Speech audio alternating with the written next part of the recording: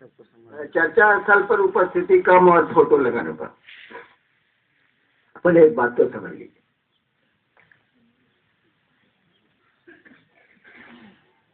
जब हम लोग मुर्गा, मछली या खस्सी खाने को नहीं रोकते तो साला हम लोग कैसे रोक दे कि महादेव का फोटो हटा दीजिए?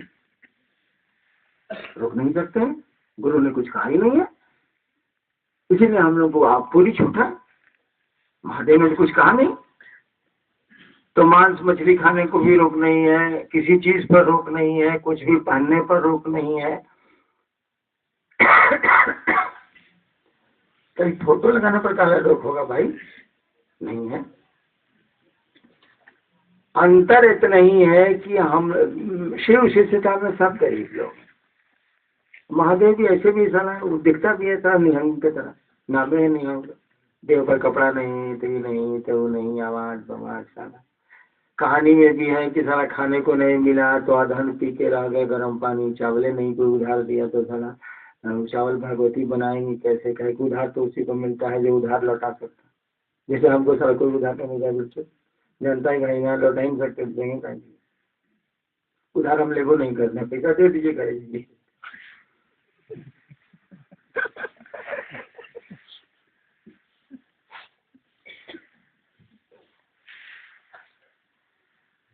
उसने तो कुछ रोका नहीं, और सब यहाँ बहुत गरीब लोग हैं।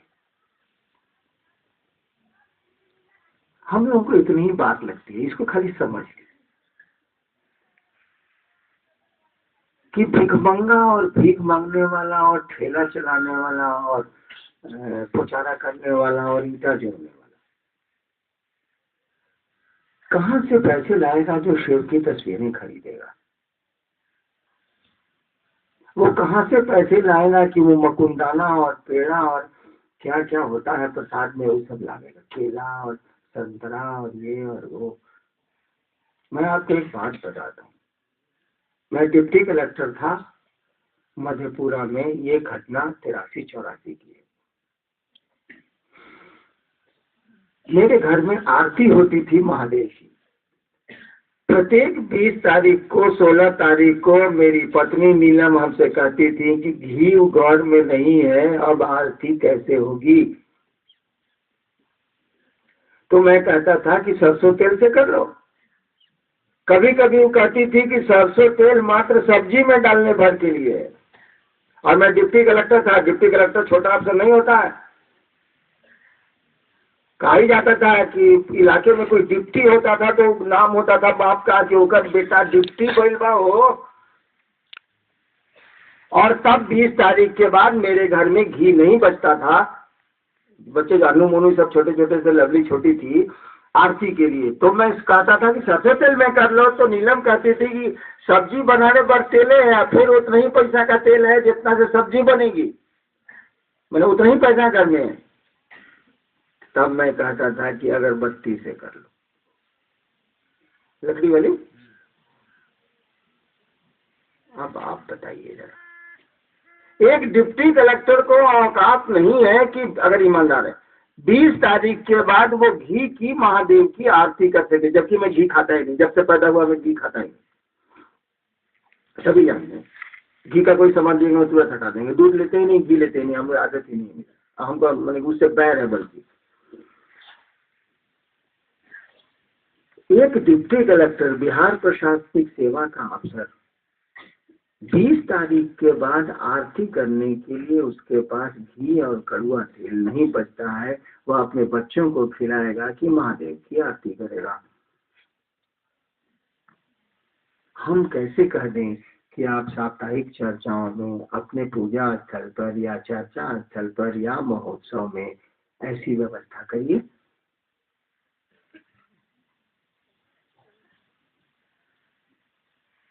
ये हम बोले कैसे? क्योंकि महादेव पैसे वालों का है क्या? जरा एक बात बता दीजिए तो। जिनके पास पैसे हैं वही महादेव को खरीद सकते हैं, जिनके पास एक पैसा नहीं है उसका महादेव नहीं है क्या?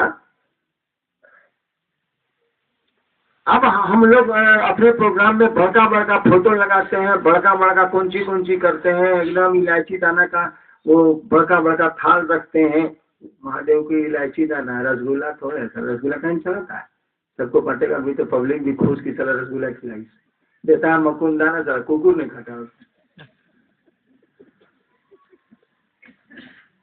तो भिखमंगे जो हैं, जो भीख मांगते हैं, उनको शिव को गुरु मानने का अधिकार नहीं है ना।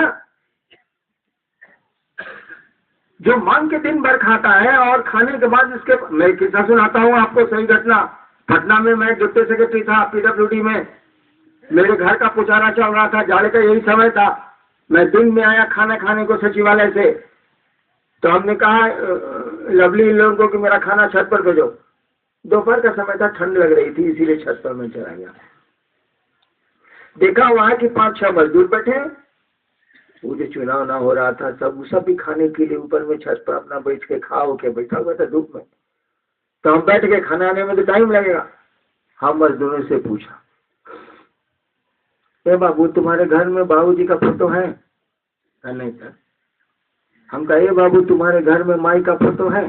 नहीं सर। हम कहा तुम्हारे मेहरारू का तो जरूर होगा। नहीं सर, कहाँ से होगा सर, हम लोग रोज कमाते हैं, पुचारा करते हैं, मजदूरी करते हैं, रात में जाके खाना खाते हैं, उसी पैसे से बाल बच्चे को पालते हैं।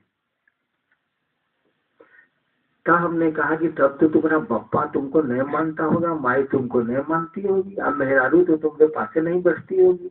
तो कहा सर ऐसा कहा करते हैं? हमका फोटो जो नहीं है तुम्हारे पास, बाबूजी का नहीं है, माई का नहीं है, मेहरारू का नहीं है। कहा कि सर कहाँ से, दादा का है कि नहीं?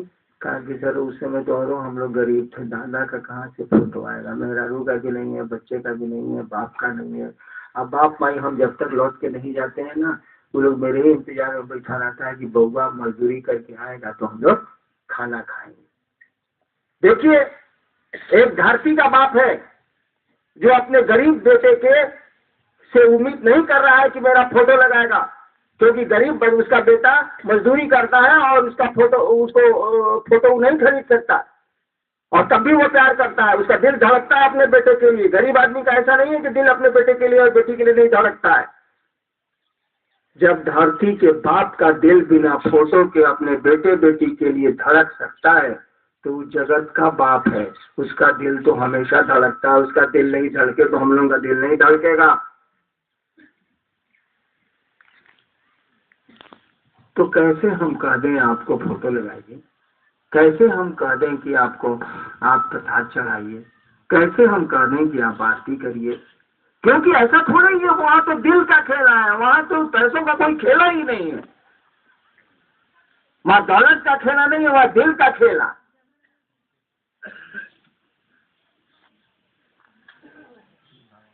और रिश्ते तो दिल बनाता है, दौलत नहीं बनाती भाई साहब।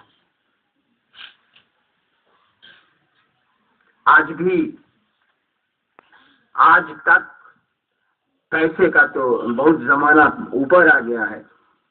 आप अपने बेटी दामाद को आशीर्वाद दीजिएगा, राम सीता की जोड़ी बनी रहे, है कलेजा। भारतवर्ष का कोई बाप ये हिम्मत नहीं कर सकता है कि अपने बेटी दामाद को कहे राम सीता की जोड़ी बनी रहे, आशीर्वाद दे। भारतवर्ष का कोई बाप ये हिम्मत नहीं कर सकता है। क्यों नहीं कर सकता? इसीलिए उसको मालूम है कि उसकी बेटी को कष्ट हुआ है, सीता को कष्ट हुआ है।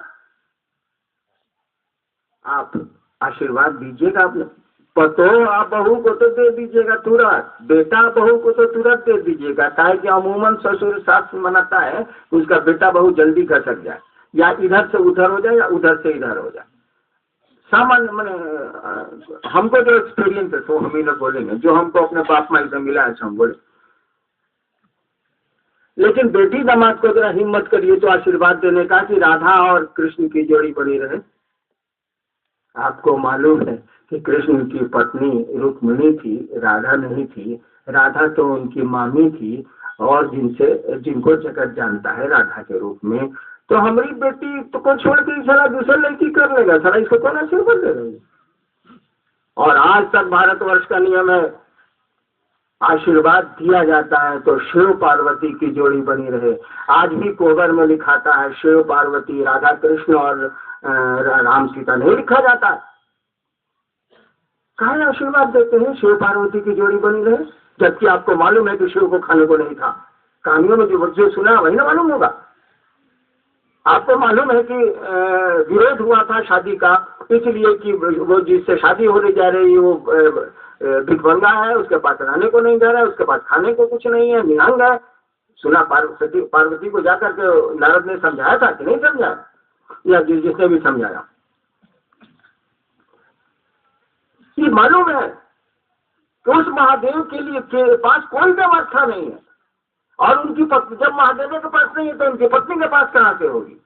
और वो सारा माथा उसका तो ठीक नहीं रहता है। एक बार भगवती ने बहुत चढ़ाया तो एक महल भी सोने का विश्वकर्मा को कहा के बनवा दिया। विश्वकर्मा अपने विश्वकर्मा को कहा के बनवा दिया। अग्नि प्रवेश आया तो वो रावण के पिता का जो कहानी है, रावण के पिता पुजारी बने, महादेव का गृह प्रवेश था। पुजारी ने कहा कि हुजूर दान दक्षिणा कुछ, कहा कि जो मांगिए रावण जी, विश्वशर्मा जी जो मांगिए सो दे देंगे। कहा कि हुजूर गृह प्रवेश जिस महल का होगा वह दे दीजिए। महादेव ने कहा तथास्तु।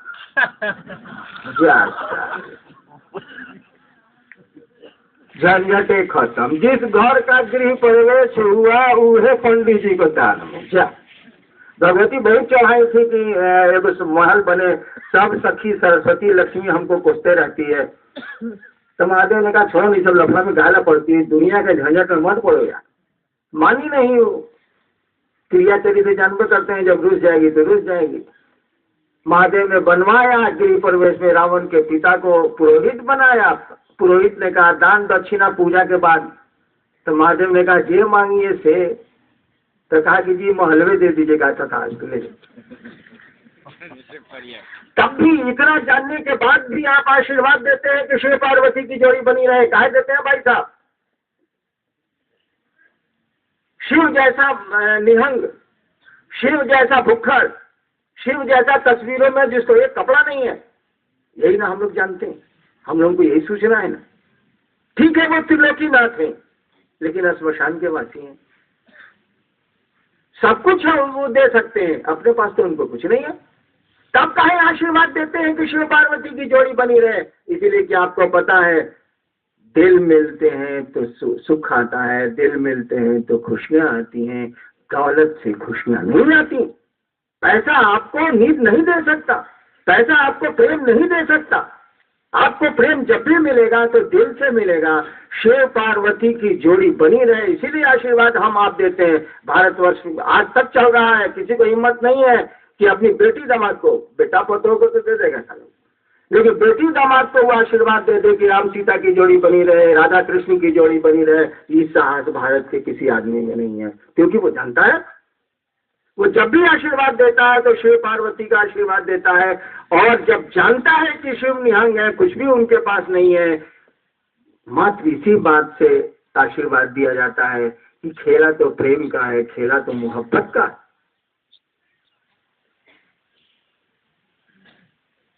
कहा जाता है कि शिव ने कहा कि हे अवतांगी, मैं तुम्हारा नौकर हूं, इसीलिए शिव को कहा जाता है अवतांगी दासा। हे भगवती मैं तो तुम्हारा नौकर हूं। और भगवती ने कहा वरहु शंभु नहीं तो रहु कुंवारी। देखिए प्रेम की पराकाष्ठा। एक तरफ है कि शिव को कहा गया अवतांगी दासा, हे भगवती मैं तुम्हारा नौकर हूं, और एक तरफ भगवती कह रही है कि जो है स्वामी है तो खेला तो प्रेम का है, दौलत का थोड़ी। आपको नहीं पता है, मैं पटना में इतने दिन तक अफसर रहा हूं। बेली रोड के डिवाइडर पर, रोड के बीच में जो मोटा सा सीमेंट का बना रहता है उसको डिवाइडर बोलते हैं। बड़ी बड़ी सड़कों में बीच में रहता है ना सीमेंट का बना हुआ, उधर का ट्रैफिक उधर, इधर का ट्रैफिक इधर। बेली रोड के डिवाइडर पर, मैं वहां का मजिस्ट्रेट भी पटना का रहा हूँ 6 साल। बेली रोड के डिवाइडर पर बहुत सारे लोग जाड़े और गर्मियों में सोते हैं, और ऐसी नींद सोते हैं कि कभी कभी ट्रकें उसके देह पर चढ़ती हैं और दुर्घटनाएं होती हैं। और पटने में 20% लोग जरूर होंगे, कोई सुन नहीं होंगे, लेकिन 10% जरूर होंगे बड़े लोग जिनको नींद की गोलियों के बाद भी रात को नींद नहीं आती। बेली रोड के डिवाइडर पर मजदूर सोते हैं और उनको नींद आती है, और ऐसी गहरी नींद आती है कि बगल से चलने वाली ट्रक कभी दारू के नशे में ड्राइवर ने चढ़ा दिया तो 6-7 लोग मर जाते हैं। सोचिए, नींद को पैसे से कुछ लेना देना नहीं है। नींद की गोलियां भी नींद नहीं ला सकती हैं आपको, पैसे से नींद की गोलियां खरीदें आप। खेला तो दिल का है, दौलत का नहीं। क्या बात हुई?